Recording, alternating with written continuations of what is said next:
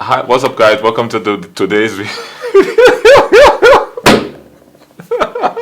You can stop.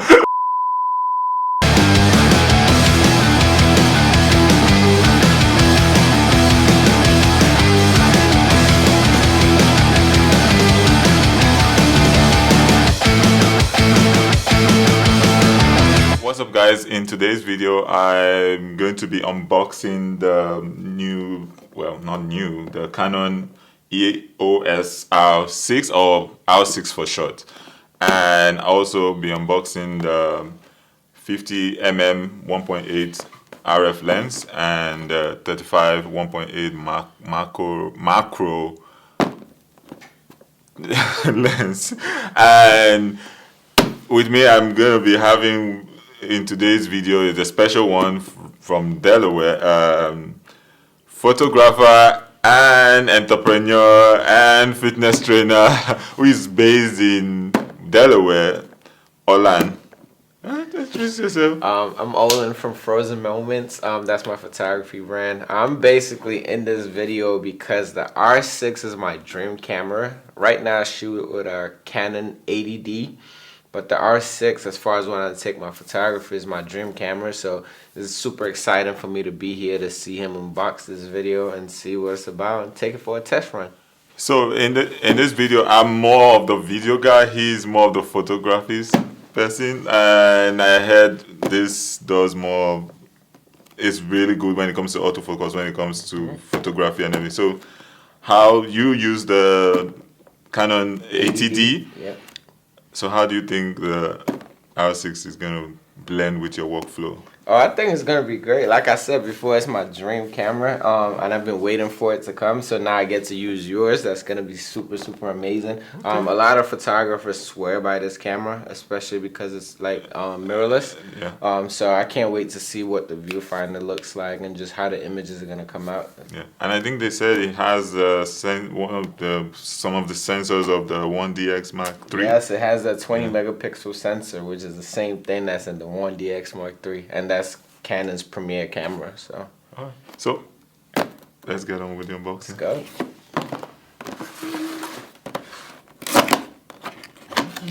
I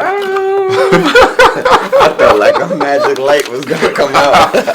We can always put that in edit. Oh, the Bible. Nobody reads this. Nope. But at this point, they should make all that stuff digital. Well, some people still like it old school. I've always said this is a waste of space. They could have made this a 2 charging port. Yeah, because a lot of the off-market brands have 2 slots for batteries. Yeah. Especially because most people have 2 batteries, and you're going to be charging 2 batteries. And this is the new battery system that they introduced. Yeah. Oh, let me see that. The same size, but more. It's more battery efficient. That's cool. And the straps nobody ever uses. We'll get into it. Da-da-da-dun. So I also got it with the RF 24-105 lens.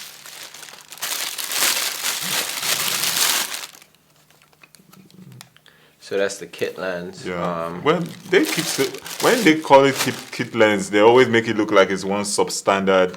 But from what I heard, this is really good. Yeah, this is good. I think people just have apprehensions with the kit lenses because the aperture changes when you zoom versus having a fixed aperture. But this has a IS and it's stabilized. Yeah, so it has in stabilization of the lens, so that's really good.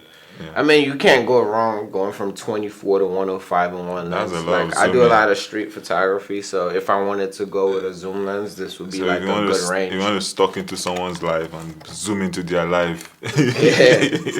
And being able to get buildings at 24 and then zoom into somebody at the same time at 105. And still get perfect. good quality. Because especially some kit zoom lenses, when you zoom in, the quality drops.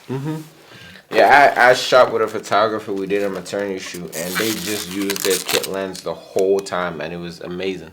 Amazing photography. So we're done with this one. And the camera. Ta-da! That thing is Really nice. looks small, but I like the grip. Like, That thing is nice. yeah. I don't You are want the to touch first. it. I don't even want to touch it. You are. Yo, this is a looks so dream. small. Like if you see it in pictures and on all those other YouTube videos, they This is look a so dream. big. Like Jesus. This is a dream. It has so many small functions. and compact. One day I'm gonna have one of these. Oh, one well. day, soon. A millionaire saying You know? one day. I'm like a year away from one of these, but yeah, one day. Excuse me. I'm sure by Monday you're already clicking the buy button. Amazon, I'm coming. It has the, as they call it, the flippy screen. Yeah. Yeah, that's good. And it's full frame, mirrorless. Can you get the IBIS shake? Then also some of the specs is up to 4K 60 and 120 1080p for slow motion, and does it have 240? No, it has 120. 120. Yeah, and I hear the files for the edit is really different. Is IPB and not OI. And but another thing I really think Canon needs to work on is the record limit. I don't understand why in 2021 we're still having 30 minutes limit. But if you do external by the HDMI, you can do unlimited filming. But if you're recording in body, it's 30 minutes, which I think is ridiculous. Sony is already doing unlimited. Yeah, I mean, record. with the Sony cameras, those cameras are built with video in mind. The R6 is a photographer's camera, but it just does excellent with video still. With Canon 20 megapixels, it was a built. I think Canon built it for being hybrid. Yes, for hybrid. But Canon makes photography cameras. That's well, what then they should go get the R5. Yeah. Yeah. So let's see. This is the 35mm 1.8 macro lens. I got this as a good deal. It was supposed to be refurbished, but I got it brand new based on Canon's misplacing my order. You are the photographer. You are the guest feature. This one is built well. It has the metal ring. It's built well. It's pretty solid. That one is about $500. Yeah, it's pretty solid. 500. Strong cameras. This one, the R6 is about 2,500 or 2,499. Yeah. Yeah. Then this was about 500, and this is a kit, but market value is about 300. And now we have the Nifty 50, the one that everybody dies for or swears for. This is so small. Small but mighty. They call it the Nifty 50. But this is the RF version. They have the EF. Yes, on my camera right now I have the EF version. And that one now is about $135. This is $199. Yeah. Because the RF lens is just a different level of beast. So like this is probably my favorite lens. But I'm using it on an APS-C camera. So it's like more 85 millimeter. Yeah, but you this can always lens, use an adapter if you use the EF version for the RF. Yeah, this was the first prime lens I got, and I used it for every single thing. Like it didn't matter. I would just move backwards. If I'm trying to get a building, I'll just stand far. Because that was my first prime lens, and this was all I used. So for portraits now, which will you say is you like the most? The 35, the 50, or the 85? The 85. The 85 for my portraits. Like it just brings it brings the person so Is it because of the Bokilicious? The 85 just does something special. We could bring in a guest to talk about that 85 millimeter. Do you want to do us the honors to do? Yes. The honors? Special guest. He's one of the first people that introduced me to shooting portraits with 85 and up. So now all my portraits are done with 85 to 135, right in that range. And they come out fire. I've seen him shoot portraits for 200. Yeah. It's crazy. So you went far away? Yeah. I don't think they're going to catch my voice, but yeah. Yeah, they will catch it's your voice. catching. It's a Nikon 200mm prime.